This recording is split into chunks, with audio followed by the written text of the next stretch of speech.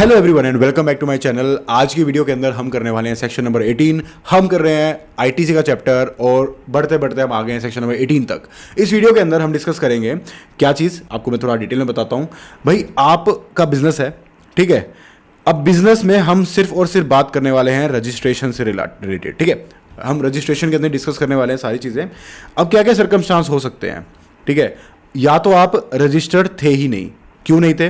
क्योंकि भाई आपकी टर्नओवर उस लिमिट में फॉल ही नहीं करती थी, ठीक है। रजिस्टर्ड आप थे ही नहीं। दूसरी चीज, आप रजिस्टर्ड तो थे, ठीक है। इसको अलग से नीचे रखता हूं मैं। अगर आप रजिस्टर्ड तो थे बट आप या तो एग्जेम्प्ट सप्लाई दे रहे थे, ठीक है, या फिर आप कॉम्पोजिशन स्कीम में थे। अब ये जो मैंने आपको तीनों सिचुएशन बताई ना, इसमें आपने जितना भी रॉ मटेरियल पीछे खरीदा होगा उसका आईटीसी तो आपने यूटिलाइज नहीं किया होगा, ठीक है। डेफिनेट सी बात है, रजिस्टर्ड थे ही नहीं तो आप ना तो आउटपुट टैक्स लायबिलिटी बन रही थी आपकी और ना ही आपका आईटीसी आप ले पा रहे थे। एग्जेम्प्ट सप्लाई में आपको स्पेसिफिकली मना कर दिया गया है कि आप उसमें आईटीसी ले ही नहीं सकते। और तीसरी बात हमारे पास आऊँ तो भाई कॉम्पोजिशन स्कीम के अंदर यही एक प्री कंडीशन यही होती है कि अगर आप कॉम्पोजिशन स्कीम में आ रहे हो तो आप पुराना आईटीसी तो भूल जाओ, या पुराना क्या, जो भी आईटीसी आप ले रहे हो वो आप भूल जाओ।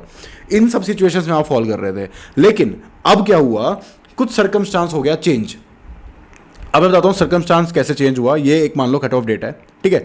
अब ये सर्कमस्टांस आपका चेंज कैसे हुआ, आपको रजिस्ट्रेशन नहीं लेना था पहले, आप उसके बिना ही बिजनेस चल रहा था आपका, बढ़िया चल रहा था, कोई दिक्कत नहीं है। लेकिन अब क्या हुआ, आपका काम बढ़ गया बहुत ज़्यादा, टर्नओवर आपकी होगी एक्सीड, और 20 लाख 40 लाख जो भी लिमिट्स हैं, 10 लाख, उन लिमिट से आप परे निकल गए, तो आपको अब रजिस्ट्रेशन लेना है, ठीक है। तो यहां पर इस पॉइंट पे आप हो गए लाइबल टू बी रजिस्टर्ड।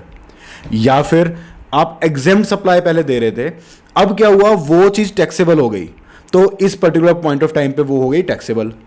या फिर कॉम्पोजिशन स्कीम में भी आपने देखा होगा लिमिट्स थी हमारे पास 1.5 करोड़ की, तो अगर वो लिमिट आपकी टर्नओवर क्रॉस हो गई, तो जिस दिन आपकी टर्नओवर क्रॉस हो गई उस दिन से आपको रेगुलर स्कीम में मान लिया जाता है, तो आपकी वो कट ऑफ डेट आ गई यहां पर ये वाली। तो भाई ये 3 इवेंट अगर आपके हो जाते हैं तो पहले जो आप आईटीसी नहीं ले पा रहे थे, अब आपको आईटीसी के लिए अलाउ कर दिया जाएगा। बट उसके लिए भी कुछ कंडीशंस हैं, ऐसा नहीं है सीधा सा सब कुछ नहीं मिलेगा, सुनते जाओ आगे आगे। अब क्या हुआ, रजिस्ट्रेशन के लिए आपको लेना पड़ेगा अगर आप पहले रजिस्टर्ड नहीं थे, ठीक है, और अब आपको रजिस्ट्रेशन लेना पड़ रहा है, तो उसके इसके अंदर आपको 30 डेज की मोहलत दी जाएगी।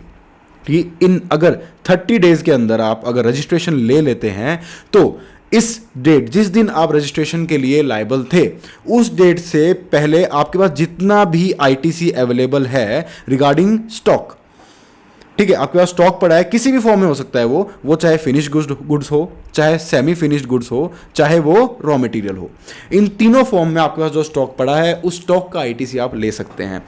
ध्यान से देखना, मैंने यहां पर सिर्फ और सिर्फ स्टॉक की बात करी है, इनपुट ऑन गुड्स की बात की है। इनपुट ऑन सर्विसेज और इनपुट ऑन कैपिटल गुड्स आपको यहां पर नहीं मिलेगा। सर्विसेज तो किसी भी केस में नहीं मिलेगा, बट इस पर्टिकुलर केस में कैपिटल गुड्स का भी आपको आईटीसी नहीं मिलेगा। ध्यान रखना है, दोबारा से सुनो, सर्विसेज का आपको आईटीसी नहीं मिलेगा किसी भी सिचुएशन के अंदर, अगर आपका कट ऑफ के बाद आप इस चीज के अंदर फॉल कर रहे हैं। इन 3 सिचुएशंस के अंदर, रजिस्ट्रेशन आपने नया लिया है, या फिर आप कॉम्पोजिशन से नॉर्मल स्कीम में आए हैं, या एग्जाम से टैक्सेबल में आए हैं, सर्विसेज को तो भूल जाओ, सर्विसेज का आईटीसी आपका खत्म, ठीक है। हाँ, गुड्स का आपको तीनों केसेस के अंदर मिल जाएगा। पहले केस में कंडीशन है 30 डेज में रजिस्ट्रेशन लेते हो तो, दोनों केसेस में, बाकी दोनों केसेस में आप एग्जाम सप्लाई कर रहे थे या कॉम्पोजिट स्कीम में थे, तो किसी ना किसी मैनर में आप ऑब्वियसली रजिस्टर्ड थे ऑलरेडी, तो रजिस्ट्रेशन वाली जो 30 डेज की कंडीशन है वो वहां पे नहीं अप्लाई होती, ठीक है। अब इसमें बात क्या आती है कि कब तक का, तो भाई लास्ट 1 ईयर का जो आईटीसी है आपका, आप वो ले सकते हो, उससे पहले का लैप्स हो जाएगा तीनों केसेस के अंदर, ठीक है। चलिए आगे बढ़ते हैं, अब बात करते हैं एग्जेम्प्ट की।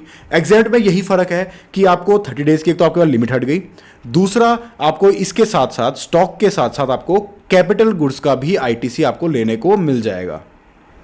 अब कैपिटल गुड्स का आईटीसी कैसे मिलेगा, अब क्या हुआ, इससे पहले फॉर एग्जांपल आपने इस जो कट ऑफ डेट है, इस कट ऑफ डेट से पहले, एग्जेम्प्ट से टैक्सेबल होने से पहले, आप उस पर्टिकुलर कैपिटल गुड को, चलो इन दोनों को लेकर चलता हूं, एग्जेम्प्ट और कॉम्पोजिशन स्कीम, दोनों केसेस में आपका कन्वर्जन हो रहा है नॉर्मल स्कीम में, या फिर आपकी टैक्सेबल हो गई, तो भाई आपके पास कुछ गुड्स होंगे, कुछ कैपिटल गुड्स होंगे आपके पास। उन कैपिटल गुड्स को आपने, मैं सपोज करता हूं पिछले क्वार्टर में आपने कैपिटल कोई खरीदी थी, ठीक है।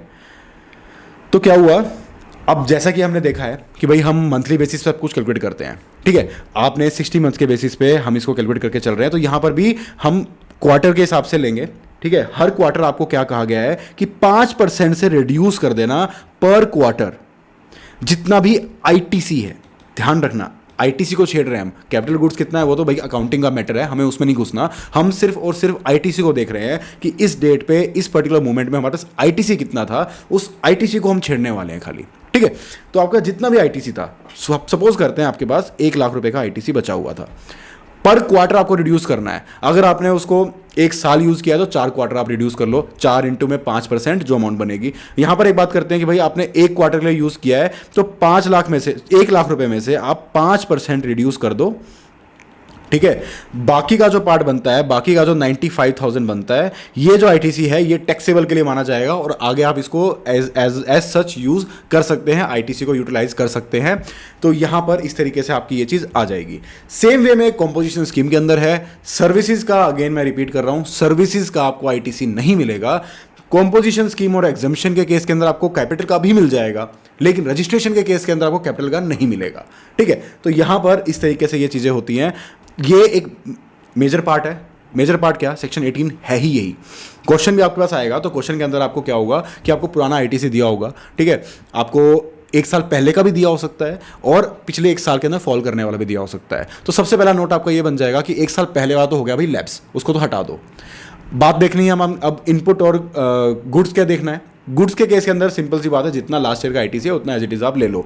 कैपिटल में आपको ध्यान रखना है कि वो जो कैपिटल मशीन है, वो एसेट है, वो कब खरीदी थी।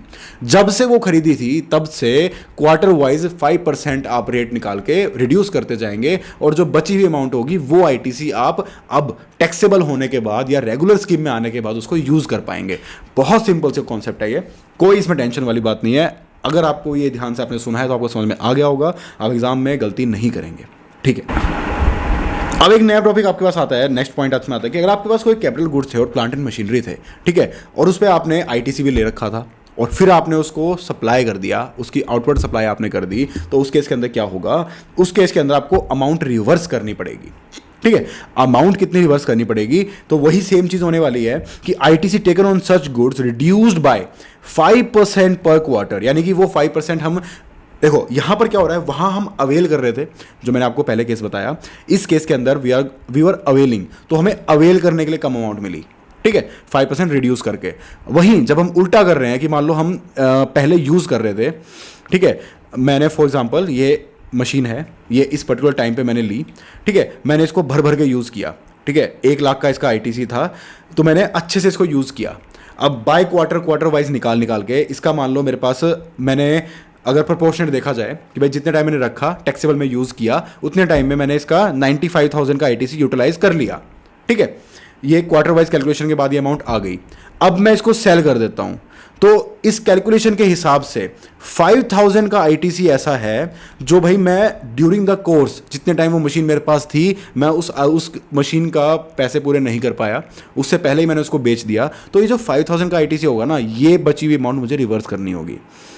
ये निकलेगी कैसे, ये वैसे ही निकलेगी कि आपने 1 लाख रुपए में से वही 5% रिड्यूस करते जाओ पर क्वार्टर के हिसाब से, माइनस करते जो अमाउंट आएगी ये बची 5,000, इसको मुझे रिवर्स करना होगा, क्योंकि ये वो पार्ट है जिसको मैं मशीन को अपने पास रखते हुए यूटिलाइज नहीं कर रहा हूं जब तक। तो बेसिकली ध्यान से सुनो, बात क्या है कि जितने टाइम आपके पास मशीन रहेगी तब तक उसका आईटीसी आप उठाते रहो। जिस दिन वो मशीन चली गई तो बचा कुचा आईटीसी भी वो मशीन अपने साथ ले जाएगी।